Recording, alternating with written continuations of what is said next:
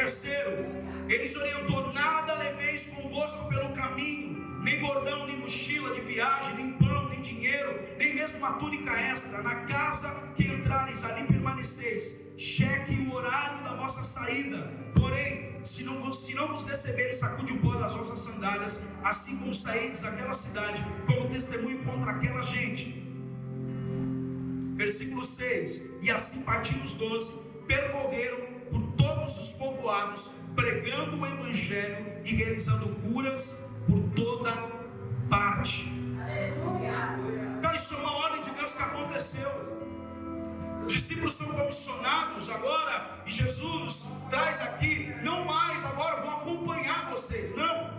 Vocês têm autoridade no meu nome para expulsar e curar enfermos, expulsar demônios e curar enfermos. Porque eu prego mensagem como essa? Porque eu tenho um papel nessa geração de não deixar ela ficar cética espiritual.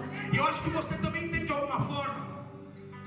As pessoas estão feridas com a instituição religiosa igreja, porque muitas vezes são vendidos milagres, mas quando a Bíblia aponta sobre isso, ela está mostrando do jeito puro que Jesus ensina os seus discípulos, dizendo: eu vos chamo e vos envio com autoridade completa, para libertar as pessoas que estão cativas, para dar saúde para quem está enfermo. Igualmente eu vos envio para proclamar o evangelho de Deus, que traz cura aos doentes. Quando Jesus está falando de poder e autoridade, é uma capacidade que Ele dá para que eu e você exerça essa autoridade. Não retenha essa autoridade. Você tem autoridade para orar pela sua família. Você tem autoridade para orar por enfermos. Eu lembro que toda a igreja Esdras reuniu seu pai no meio e liberamos cura, que ele não morreria, que o câncer não mataria ele. E Deus é um Deus que está fazendo, não só por causa da nossa oração, mas porque a igreja está viva. Existe uma autoridade sobre a igreja. Cadê a igreja de Deus aqui?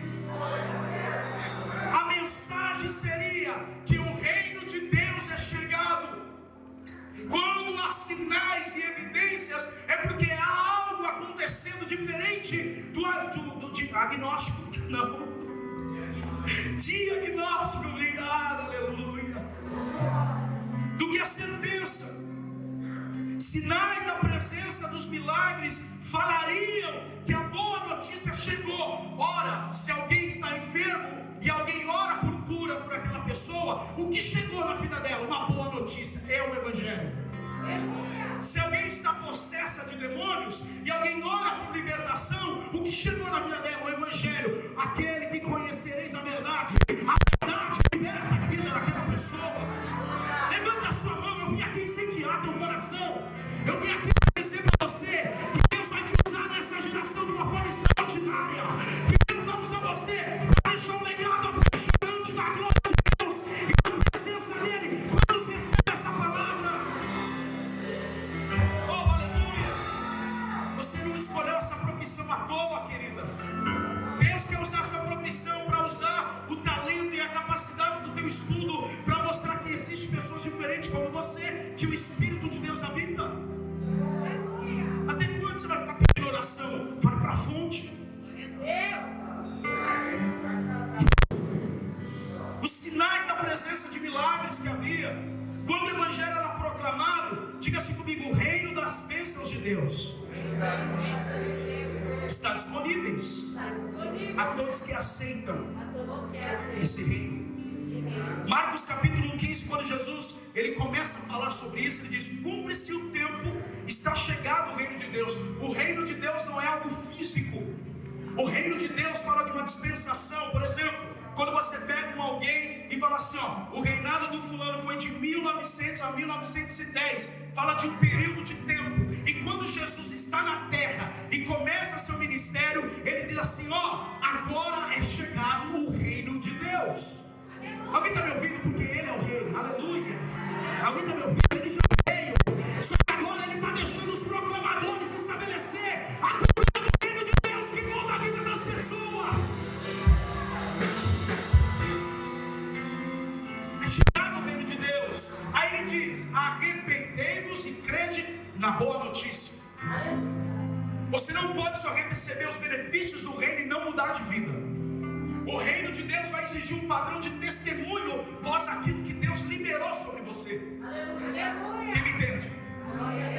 Há uma fé efêmera demais nessa geração. Uma fé não em coisas eternas, mas em coisas materiais. É isso que eu estou falando.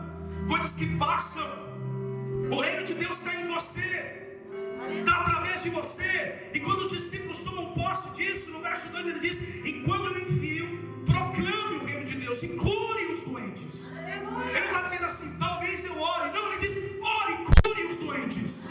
Sabe por quê? Porque quando ele foi para a cruz, Isaías tinha profetizado alguns anos atrás: pelas suas pisaduras nós fomos sarados.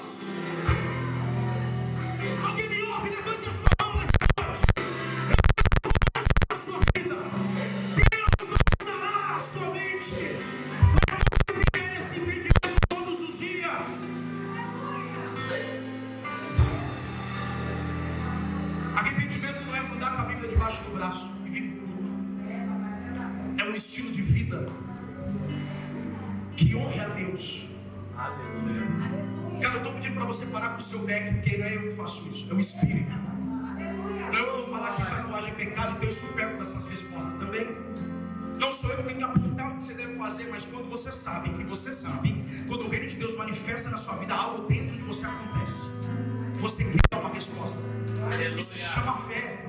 Você crê na boa notícia. Você passa agora a experimentar o Evangelho proclamado e as bênçãos espirituais, como Paulo escreve em Efésios capítulo 1, versículo 3, que nós já fomos abençoados com bênçãos espirituais. Aleluia. Você não vai ser abençoado, você já é abençoado. Então você já tem a cura.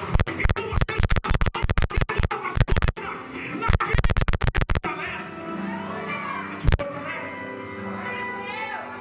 Porque se o reino de Deus só for uma cultura bonita, como nós estamos ouvindo por aí, Paulo não dizia isso para qualquer igreja, uma igreja que estava nascendo em Corinto, aonde o berço de muitas pessoas dialogavam filosofias e sabedoria do homem ali. Paulo diz o seguinte: a diferença deles para nós é que o reino que eu estou pregando é um reino de poder e não só de palavras.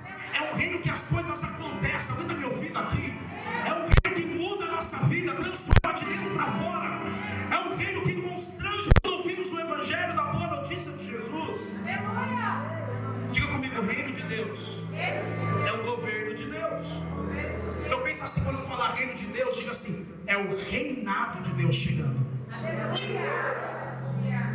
Jesus está falando de um reinado agora. O reinado de Deus chegando. Foi Daniel que falou, não fui eu não. Chegará o dia que uma pedra estará no pé dessa estátua, e essa pedra crescerá. Aleluia. É o reino de Deus estabelecendo sobre toda a terra. Um pouco mais. Diga assim comigo: o reino de Deus é o governo de Deus, é o reinado de Deus sobre a terra. A sua origem é o céu. É da onde vem o reino. Diga comigo: é de lá que vem o reino. Mateus capítulo 6, versículo 10 diz: venha a nós o teu reino e seja feita a tua vontade, assim na terra como ela é no céu. Então você está entendendo que a origem do reino de Deus é no céu. Aleluia. O reino de Deus pode ser, diga comigo, presente e futurista, do mesmo jeito. Outra coisa, não é um lugar, mas nós podemos ver a influência espiritual da boa notícia do Evangelho, quando as pessoas recebem os sinais sobre a sua vida. Aleluia. Qual foi o sinal que Jesus tocou você? Que você pediu, que Ele atendeu, que você não está honrando e comunicando isso? Diga comigo: evangelho praticado é o evangelho que transforma. Mas para você só um evangélico, igual Neymar, que a vida é assim, torta. Pode ser famoso, bonitinho, jogador de futebol, mas se não mudar de vida e não se arrepender, não existe céu para ele. Não pode ser que nem a fanqueira que abriu igreja no Rio de Janeiro, que prega o evangelho de segunda, mas de sexta-feira está descendo até o chão. Não há uma mudança, uma incongruência, irmão. Nessa geração que se diz politicamente correto, então só serve na ética da palavra, mas na atitude não serve. O reino de Deus só pode manifestar por homens que entenderam a mensagem. O reino de Deus só respeita homens que foram transformados. Por isso Jesus afirmou: não fui eu. O reino de Deus presente aqui, mas ele é futurístico também. Primeiro texto, segura. Lucas 17:20 diz: certo dia os fariseus perguntaram a Jesus: quando virá o reino de Deus? Jesus respondeu: o reino de Deus não está determinado em sinais visíveis, não poderá dizer está aqui ou está lá, pois o reino de Deus está entre vocês. Quem me ouviu? Futurístico, Lucas 13:29. Virão pessoas de toda parte, do leste e do oeste, do norte e do sul, para ocupar os lugares da mesa no reino de Deus.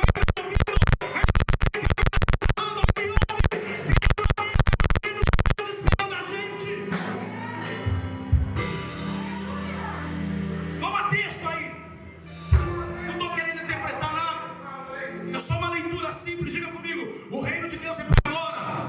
Diga o seu poder, a sua autoridade, que toca as pessoas, que cura os enfermos, que expulsa os demônios, que restaura o casamento, que converte os jovens a Cristo de verdade, que faz o missionário largar a casa, abandonar tudo, pela uma missão de Deus na vida dele.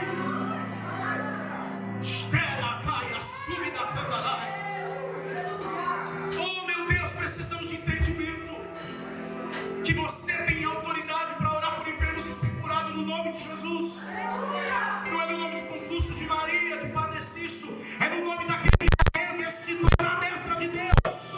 Por isso que ele tem um trono governa para dizer as ações. Eu só estou pregando isso porque Jesus é o meu Messias. Então por ele ser meu Messias, eu prego isso mesmo.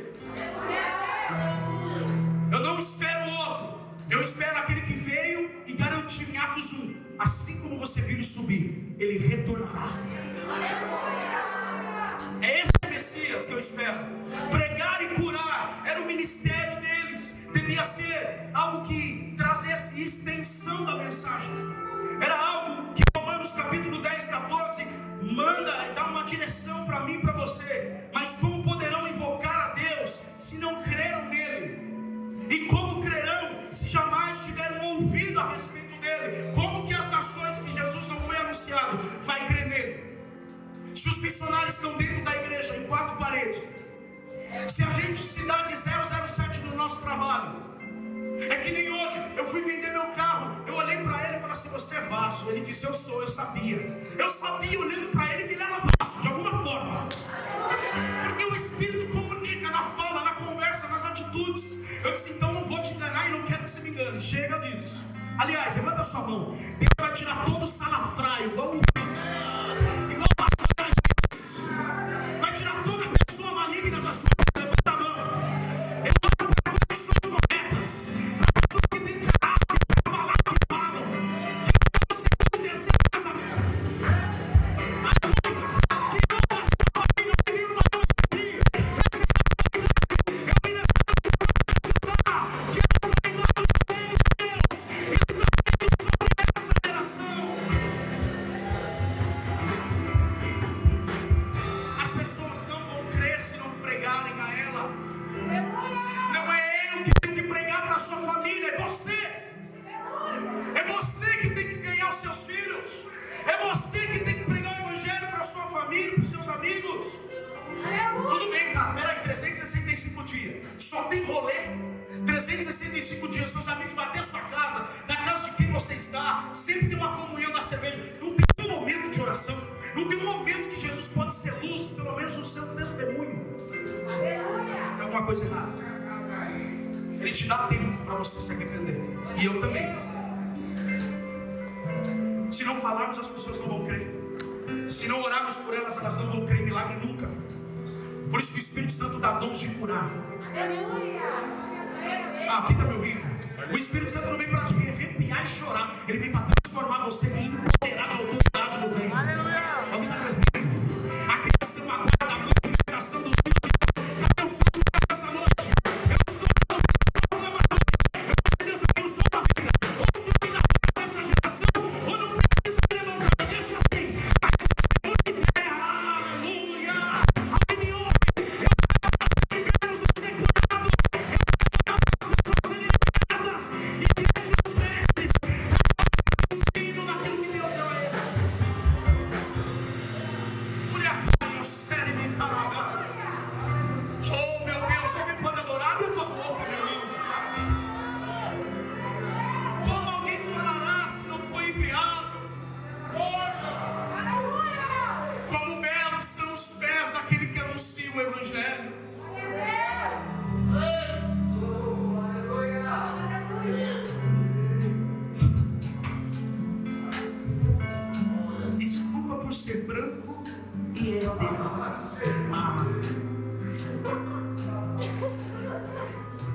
Esse é o evangelho televisivo que muitas casas estão ouvindo. Você gosta de coisas que Deus abomina, cara? Você tem coragem de se masturbar aqui em cima e transar com a sua namorada aqui? Se você não tem coragem, não faça isso no seu quarto, porque Deus está lá também. Se você não entende o que eu estou pregando, então me chama de religioso, mas eu estou indo para o céu. Você está indo para onde? Você vai ouvir o que hoje? Você acha que uma igreja bacana vai te falar a mesma mensagem diferente? Não, nós somos a mesma igreja que pregamos o evangelho do arrependimento. Mude de vida ou mude de Deus. Atos capítulo 8, 7. Muitos espíritos, eu vou descer, vou pegar uma pessoa aqui que ela está desacreditando que Deus está falando com ela. Fica tranquilo que eu sei quem é. Muitos espíritos impuros eram expulsos aos gritos, deixavam as vítimas. As pessoas são o quê? São o quê? Porque o evangelho, a luz não chegou. Então se ela está em trevas, quem reina e governa aquela casa é o diabo. Então quando as pessoas recebiam o evangelho, Felipe era um evangelista, muitos paralíticos e aleijados eram curados. Por isso houve grande alegria naquela cidade. A cidade se alegra porque existe algo diferente do normal. É normal a sua vida, cara. Se você só quer benefício de Cristo, é o que todo mundo quer. Mas quem quer a cruz? Deus está chamando você a receber a sua cruz hoje. Negar a si mesmo.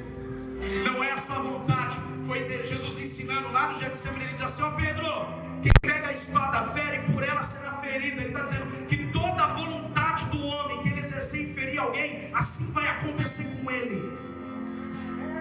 Solta essa espada. Jesus não precisa da sua ajuda. Ele quer transformar você para te enviar. Alguém me ouve? Enquanto nós estamos usando a nossa vontade pessoal para poder fazer as nossas vontades carnais, existe alguém que está sendo glorificado nisso aí. Não é Jesus.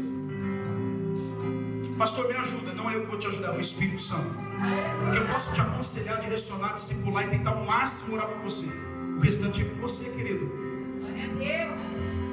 Olha para mim. Chegou o tempo de Jesus olhar para nós e falar assim: ó, agora é com vocês. Quem está me ouvindo aqui? Quantos vão dizer isso daqui, Senhor? Agora é minha vez. Pedro morreu, Paulo morreu, e você? O que ficou para nós? Qual vai ser o legado para o Mateus? É o único filho que eu tenho ainda, que eu quero ter mais dois. Aleluia. Eu estou tentando, mas não está vindo, irmão. Ora por mim. É verdade, estou tentando mesmo. Aleluia. Diga comigo: os que haviam sido dispersados, porém anunciavam a boa nova a respeito de Jesus por onde quer que fosse. Aqueles que têm um impacto pela cura, pelo poder do reino de Deus, impossível ficar calado. Por onde ele vai, ela fala assim: cara, eu conheço o lugar. Eu não sei pregar Jesus, mas eu quero te levar num lugar, amiga. Aleluia. Quero te levar, meu amigo. Aleluia. Se prepara, os seus amigos vão vir aqui. Eles vão sair tocados e transformados. E a sua parte é só trazê-lo. Aleluia. O resto Jesus faz. Mas você precisa ser canal. Você precisa ser a ponte nessa ligação para que a pessoa veja. Vocês estão entendendo a mensagem hoje? Eu disse que eu pregaria o evangelho prático. Felipe foi para a cidade de Samaria e ali falou ao povo sobre Cristo. Quando as multidões ouviram a sua mensagem, primeiro ele pregou. Diga comigo, boa notícia. Viram os sinais que ele realizava, deram atenção então às suas palavras. Sabe o que está dizendo aqui? Tá bom, você está falando, mas quero ver. Quantos amigos a gente tem isso? Poxa, cara, eu quero ver. Só acredito vendo.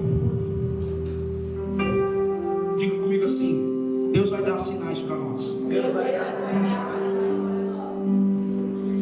para nós. Obrigado. Diga assim: nada leveis para o caminho. Diga assim: nada leveis para o caminho. Essa foi a ordem de Jesus. Estou terminando. Ele queria experimentar a fé dos discípulos, deixando que eles ficassem em alguns momentos complicados da viagem aos olhos dele, mas isso era uma preparação da viagem. Quando ele diz: não levem alforje, bolsa, mala de viagem, túnica extra, Jesus proibiu também que os discípulos andassem mendigando. A forja era a bolsa que os mendigos carregavam, que recebiam. Então quando ele diz assim, Jesus proibiu que os discípulos mendigassem e fazia representantes como outras religiões. Algumas outras religiões que havia, eles estavam acostumados a viver nessa simples possibilidade de receber. Porém, havia uma legalidade, havia uma lei que respaldava os mendigos naquele dia. Eles tinham o direito de fazer isso, como Roma havia estabelecido. Porém, talvez para evitar qualquer crítica aqui, quero falar, quando é concernente ao dinheiro e o trabalho, diga comigo, dinheiro ou trabalho? Quando Jesus dá uma ordem, só vou ler isso aqui, no versículo de número 4, ele diz, do 3, ele diz: nada leveis convosco no caminho, bordão, mochila, viagem, pão, dinheiro, não leve dinheiro, nem mesmo uma túnica extra. 4, na casa que entrares, permanecei ali, e cheque a hora que vocês vão sair. Diga assim comigo: Jesus dá uma ordem, aqueles discípulos seriam providos, haveria provisões. Quantos querem experimentar provisões? Então se prepare para faltar. Primeiro vai faltar para ter provisão. Deus não manda provisão naquilo que você já tem. Você está clamando provisão com o dinheiro cheio no bolso? Não. Ele está dizendo o seguinte: quando você for na missão, foque no que eu estou mandando vocês fazer, porque é impossível alguém que recebeu o benefício do reino não te dar pão. É impossível alguém que não recebeu uma palavra dessa casa não honrar essa casa, falar: ali tem Deus, eu quero ir lá. Foi isso que o Wesley falou aqui, porém as nossas contribuições, além de tempo, ela honra o Senhor, ela honra as necessidades da casa, mas ela honra as pessoas. Aleluia! Aleluia! Quando ele diz: olha, Deus vai levantar pessoas para cuidar de você, ele ensinou Mateus 6,25. Por isso eu vos digo que ninguém se preocupe com a vida diária, terão o suficiente para comer, beber e vestir. Aleluia! Aí ele vem: a vida não é mais comida, e nem o corpo não é mais que a roupa. Qual de vocês, por mais preocupado que esteja, pode acrescentar menos uma hora da sua vida? Você consegue acrescentar ou é natural o ciclo da vida?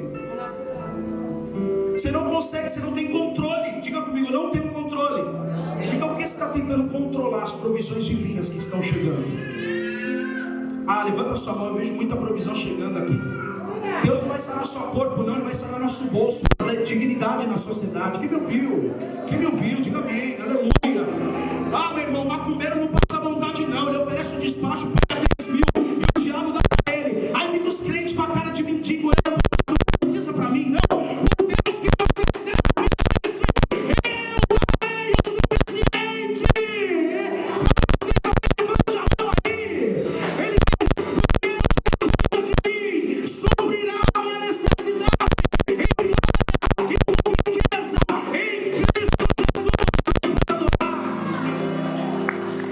Não chega nessa mente de mendigo.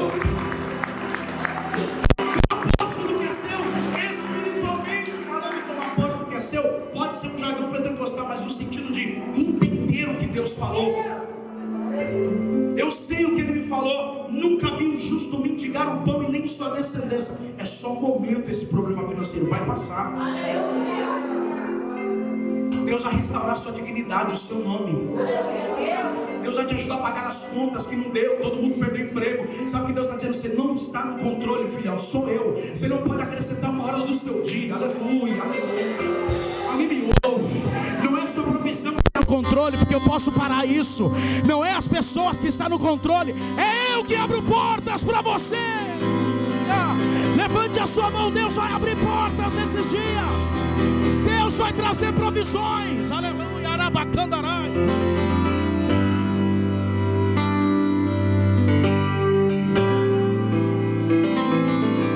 Se você não adorar, vou jogar uma tirolesa, vou pular aí no meio, hein?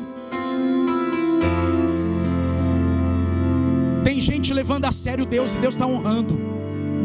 Quem vai levar Deus a sério esse ano, levanta a mão. Cara, não deixa os problemas de 2020 cruzar você e amarrar você em 2021. Deus trouxe você para libertar você, para desbloquear você, para falar: você vai avançar. Pregue meu nome, cure os enfermos, expulse os demônios. receba as provisões que as pessoas estão te dando. Para de ser desumilde. Tira essa falsa humildade, deixa as pessoas te ajudar. Peça socorro, peça ajuda. Fala: Pai, se você aceita, eu como seu amigo, eu estou aqui. Se você aceita um cara errado, estranho, doido, estou aqui para ser seu amigo. Esse convite é para nós. Deus quer amigos, cara.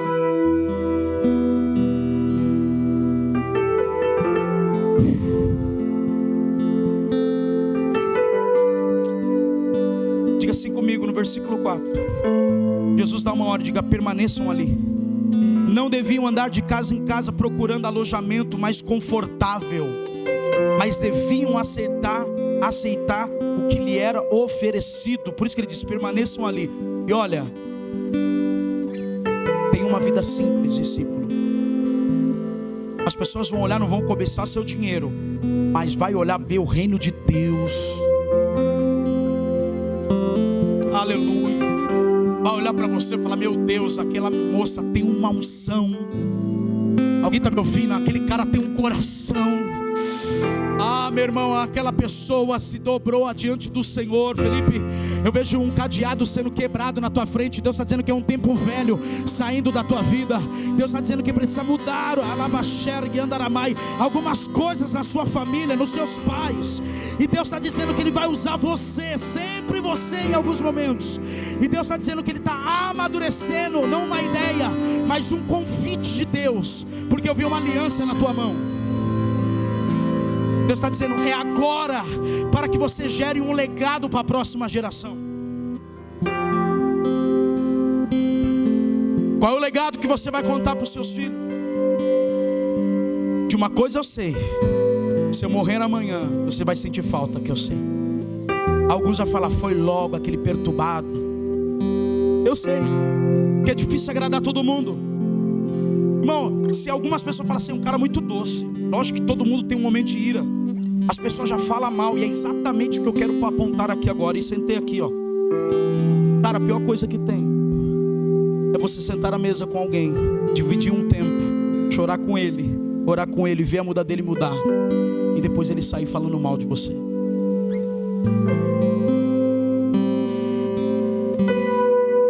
Diga assim comigo: mas os discípulos de Jesus vão ser levantados e haverá murmurações. Olha para mim, sabe a melhor cura para murmuração? É água saindo da rocha. A melhor cura é ver o maná cair do céu. Ele está dizendo: enquanto em sua volta há murmuradores, eu vou te levantar com a autoridade do reino. Levanta a sua mão. Enquanto as pessoas estão defamando você, você está fluindo na glória. Levanta a sua mão. Enquanto eles não acreditam no que você está falando, ameaça, fala mal, bate em você, você está permitindo morrer para você mesmo, para que Cristo brilhe na sua vida. Não é um papel fácil, irmão. Não é um papel fácil. Tem uma moça que me enganou, ela me deve 3 mil reais. Me enganou. Aí não orou? Tontão, bem feito. Cara, e é isso, indignação, porque você fica sendo enrolado. O problema não é assim, não é a falta. O problema, deixa eu te explicar o que eu estou falando. O problema não é a dívida. O problema é falar tal dia e quando chegar lá não acontecer. Aí joga pro outro.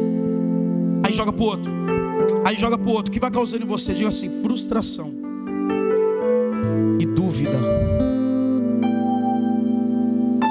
Diga-se comigo: a nossa vida não se baseia em esperar o que o outro pode dar. O que te derem, se é que te derem, comam, bebam, recebam, permaneçam naquela casa, comam, bebam e o que lhe derem, pois quem trabalha merece seu salário. Diga comigo: quem trabalha merece o seu salário. Não fique mudando de casa em casa. Ele está dizendo: não busque um lugar confortável. Fique ali, porque ali tem um propósito do reino de Deus: curar enfermos, expulsar demônio e pregar o evangelho àquela família. Não, irmão, olha para mim. Esses dias eu estava pensando assim, cara. Teve um dia dessa semana que estava tão frio, mas eu passei num lugar Parece que as piriguetes não tem frio, né? Desculpa falar assim rasgado. O que faz uma garota não trabalhar, não estudar com shorts curtos num ponto com um monte de gente em volta dela? Pergunto, qual é o legado que ela vai deixar? Nenhum. Não quer estudar, não quer trabalhar. A Bíblia diz que o trabalhador é digno do que trabalhou. Mas o que ela está trabalhando?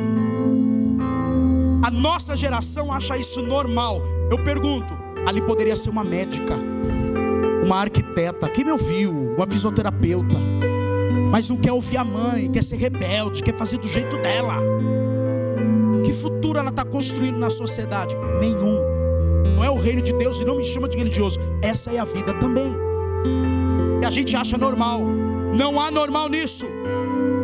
Como não há normal eu voltar 17 anos atrás e ficar traficando. Deus, Ele quer mudança quando o reino de Deus é estabelecido. Porque no 5 eu respondo e termino aqui: sacude o pó dos vossos pés, como o belo ou formoso aos pés daquele que anuncia a boa nova. Ele dá uma condição: quando vocês pregar o evangelho não ouviram, tem juízo. Saia daquela cidade, saia daquela casa. Eles rejeitaram o meu evangelho. João 12:49, Jesus falou: não falo com a minha própria autoridade. O Pai que me enviou ordenou o que eu disse, e eu sei que o mandamento dele conduz à vida eterna. Por isso digo que meu Pai mandou eu dizer: mas todos que rejeitam, desprezam a mensagem, serão julgados no grande dia do julgamento pela verdade que eu falei. Não, você não entendeu. Até ontem você não sabia nada disso. Ok, Deus não leva o tempo, não traz juízo para o tempo de ignorância. Atos 17. Mas quando Ele faz você ouvir o evangelho, boa notícia, é vida nova, vida eterna, compromisso com Deus. Agora você não é mais inocente. Ele está dizendo: com essa palavra que você ouviu da verdade, você será julgado por ela, se viver um comportamento diferente do que ela apontou. Essa parte não é legal, eu sei. Diga comigo: quem recusa viver uma vida com Deus, rejeita o evangelho. Agora pergunta para o cara que está traindo a mulher dele: Deus está no seu coração? Tá, eu amo a Deus, mas como você o ama? Estão aí? Posso terminar porque a Bíblia fala aqui de um juízo. Eu não posso deixar esse versículo só para agradar, porque aqui não existe hipergraça, tá? O juízo de Deus não é para punir filhos. Por isso que Paulo escreve Romanos 13 que aquele que é a espada, aquele que tem a espada tem que ser exercida. Por isso que aquele que carrega um porte de arma, sendo policial, ele pode matar na sua profissão, porque a Bíblia aponta que ele está em exercício para punir aquele que causa mal e não quem faz bem. Bem vai arrancar louvor.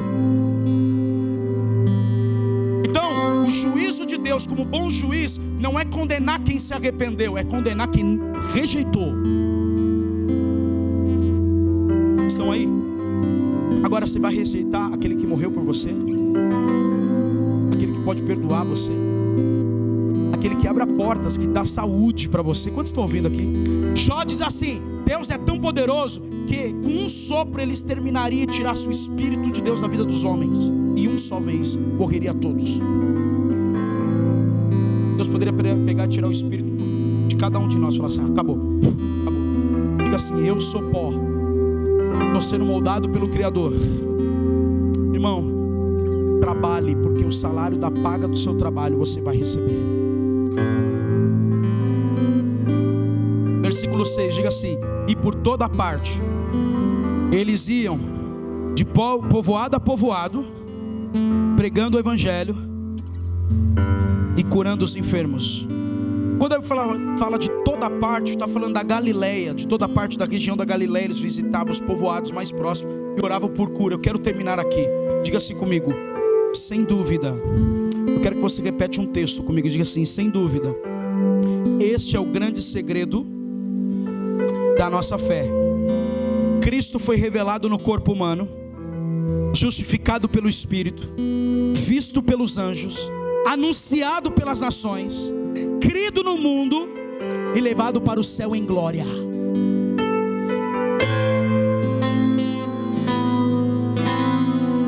Ele veio de uma virgem, sim, nasceu numa manjedoura, escolheu os 12 e os enviou para que a mensagem alcançasse umas ações, e ele recebido na glória de Deus pelos anjos. Ele é o Messias. Alguém pode adorar? Levante as suas mãos, eu oro nessa noite. Fica de pé comigo, levante as suas mãos.